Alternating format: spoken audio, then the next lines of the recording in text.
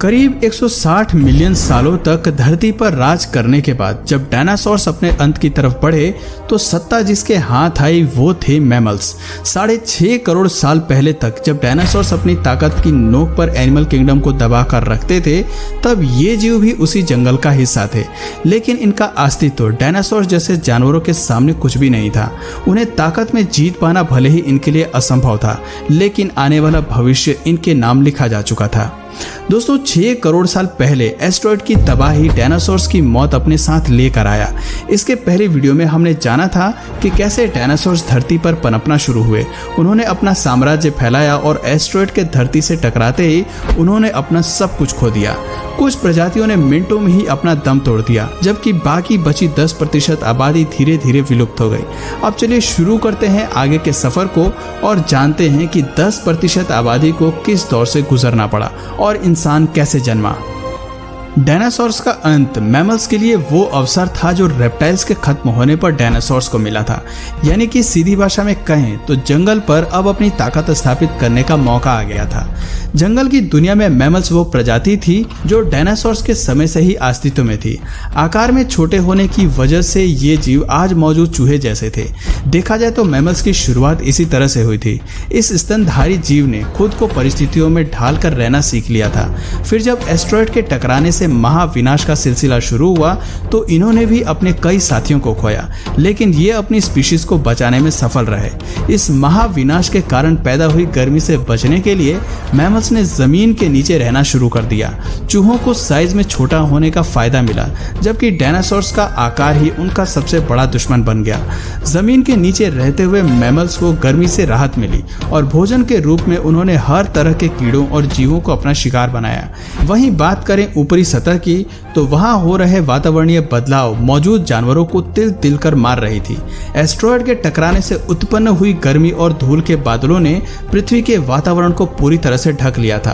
अब धरती पर सूरज की रोशनी तक नहीं पहुंच पा रही थी, लेकिन सतह पर मौजूद हीट की वजह से बहुत सारे जानवर मारे जा चुके थे। कई सालों तक जब ये सिलसिला जारी रहा तो पेड़ पौधे पूरी तरह से नष्ट हो गए। प्रकृति का बनाया इकोसिस्टम हिल गया। सूरज की रोशनी ना मिल पाने के कारण धीरे धीरे पृथ्वी ठंडी होती चली गई, लेकिन अब तक डायनासोर्स की आबादी धरती से विलुप्त हो चुकी थी। बचे थे तो केवल 5% जानवर, जिनमें से ज्यादातर मैमल्स के परिवार से संबंध रखते थे। महाप्रलय के प्रभावों के थम जाने के बाद धूल के बादलों ने छटना शुरू किया। धरती पर एक बार फिर वातावरण ने सामान्य होना शुरू किया। पृथ्वी पर इकोसिस्टम फिर से अपने पुराने फेज में आने लगा। इस दौर में मैमल्स की प्रजाति केवल 5% तक सीमित थी, लेकिन एडेप्टिव रेडिएशन के चलते ये मैमल्स इवॉल्व होना शुरू हो गए और इनमें से कई नई प्रजातियों ने जन्म लेना शुरू किया। इस प्रक्रिया में लगभग 5.5 करोड़ साल पहले बंदरों ने जन्म लिया। आपको बता दें कि शुरुआती बंदरों की शारीरिक बनावट आज से काफी अलग थी। इनके मुख पर आंखें आगे की ओर थी और शरीर छोटा था, लेकिन ये शारीरिक बनावट ज्यादा समय तक एक जैसी नहीं रहने वाली थी। इयोसीन इपोक के इस टाइम पीरियड में प्राइमेट्स के सर में एक अहम एवोल्यूशन हुआ, जिसकी वजह से इनके स्पाइनल कॉर्ड में भी बदलाव आया और ये चारों पैरों की बजाय 2 पैरों पर खड़ा होना सीख गए। खैर, प्राइमेट्स के अलावा एवोल्यूशन धरती पर मौजूद पेड़ पौधों और वातावरण में भी हो रहा था। वो पूरी तरह एक नॉर्मल फॉर्म में आ चुके थे और धरती का तापमान 24 डिग्री सेल्सियस तक पहुंच चुका था। करीब 4.5 करोड़ साल पहले बदलाव के चलते ही हमारे दिन 24 घंटे के हो गए। इसके साथ ही हमारी टेक्टोनिक प्लेट्स में भी हलचल हुई। अब तक हमारे सभी द्वीप अपनी अपनी स्थिति पर थे। केवल एक और नई संरचना होना बाकी थी, जिसके तहत 2 बड़े महाद्वीप अपनी जगह से खिसक कर एक दूसरे के करीब आ गए। ये वही द्वीप थे जिन्हें आज हम भारत के नाम से जानते हैं। भारत ने अफ्रीका से अलग होकर एशिया तक पहुंचने में कई लाखों करोड़ों साल लगाए। ऐसे में जब ये टेक्टोनिक प्लेट्स एशिया से जा मिली तो हिमालयन रेंज का निर्माण हुआ। इस निर्माण में कई ऐसी श्रृंखला विकसित हुई जिसके चलते उत्तर में भारत की भौगोलिक स्थिति बदल गई। इसके साथ ही मौसम के पैटर्न में भी भारी बदलाव आया। इस टकराव के चलते दुनिया के सबसे बड़े माउंटेन माउंट एवरेस्ट का भी निर्माण हुआ और इसके निर्माण के साथ ही ये तय हो गया कि आने वाले भविष्य में भारत में कई बड़ी नदियों का भी निर्माण होने वाला है, जो इस पूरे द्वीप की फॉर्मेशन को काफी हद तक बदलने वाला था।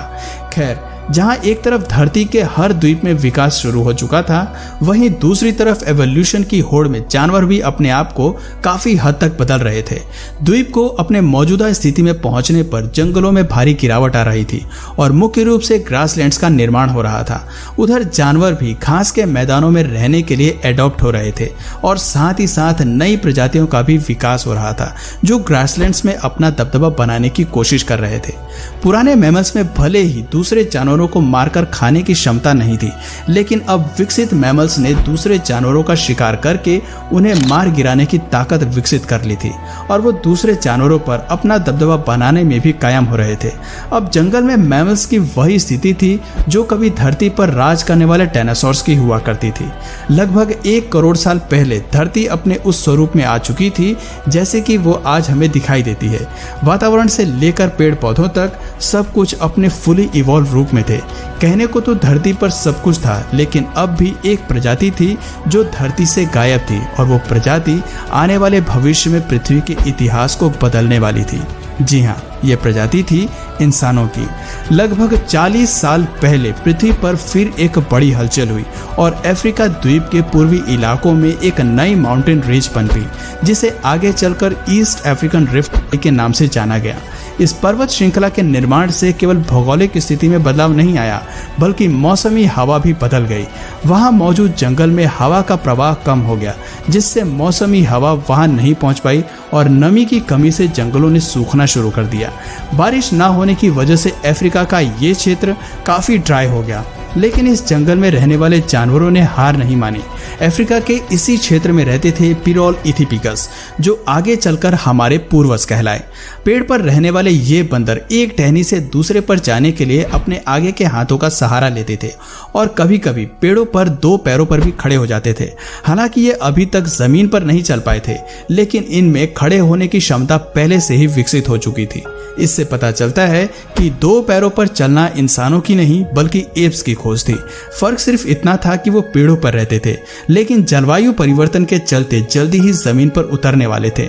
इनमें से कई प्रजातियां चिंपैंजी के रूप में विकसित हुईं, तो कुछ इंसान बनने के लिए विकसित हो गईं। इनकी आने वाली पीढ़ियों ने खुद को बनाने के लिए और अपने विस्तार के लिए पेड़ों से निकलकर जमीन का रुख अपनाया। आर्डिपिथिकस रेमेडीज ही वो पहले एप्स थे जो भोजन और एक नए घर की तलाश में पेड़ों से उतरकर जमीन पर आए। लाखों सालों के इस एवोल्यूशन में एप्स अफ्रीका के हर क्षेत्र में फैल गए थे, लेकिन इनके हाथ अभी भी काफी लंबे थे।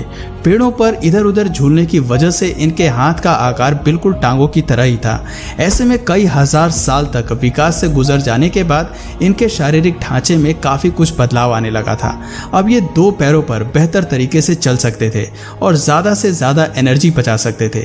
ऐसे में ये ज्यादा दूर तक नजर रख सकते थे, अपने लिए भोजन खोज सकते थे और हाथ की मदद से उन्हें खा भी सकते थे। समय के साथ साथ विकास की ये प्रक्रिया चलती रही, जिससे एप्स के शारीरिक ढांचे के साथ उनके स्कल की बनावट में भी बदलाव होता गया। पहले जो सर आकार में छोटा था, अब वो बढ़ता गया। 23 लाख साल पहले होमो हेबिलिस वो पूर्वज थे जिनके दिमाग का आकार बढ़ गया। आकार बढ़ने की वजह से ये जान गए कि बुद्धि को किस तरह से अपने सर्वाइवल के लिए इस्तेमाल किया जा सकता है। बुद्धि का कमाल दिखाते हुए सबसे पहले हमारे पूर्वजों ने पत्थर को हथियार के रूप में शार्प करना सीखा। जैसे ही उनकी ये तरकीब काम आई, होमो हेबिलिस जान गए कि पत्थर को कैसे हथियार के रूप में इस्तेमाल किया जा सकता है। जैसे जैसे ये जीव हथियार को इस्तेमाल में लाए, उनके हाथों की उंगलियों और अंगूठों को भी मजबूती मिलनी शुरू हो गई। अब ये जान गए कि हथियार के इस्तेमाल से कैसे समूह में शिकार किया जा सकता है और अपनी भूख को शांत किया जा सकता है। आपको बता दें कि होमो इरेक्टस ही वो पहले पूर्वज थे जिन्होंने समूह में शिकार करना शुरू किया। साथ ही इन्होंने सबसे पहले आग की खोज मानव के भविष्य को ही बदल डाला। हम सभी जानते हैं कि मानव इतिहास में आग की खोज सबसे बड़ी खोज थी। आग के इस्तेमाल से होमो इरेक्टस जल्दी ही मांस को पकाकर खाना सीख गए। आग ने हमारे पूर्वजों को केवल ठंडी से सुरक्षा ही नहीं दी, बल्कि दिमाग के इस्तेमाल के लिए उन्हें प्रोत्साहित भी किया। अगर आप सोच रहे हैं कि कैसे, तो आपको बता दें कि आग के इस्तेमाल से भोजन को चबाने में लगने वाली ऊर्जा कम हो गई। अब वो अपनी इस ऊर्जा को बुद्धि के विकास के लिए इस्तेमाल करने लगे, जिसकी वजह से आने वाली पीढ़ियां बड़े दिमाग के साथ पैदा हुई।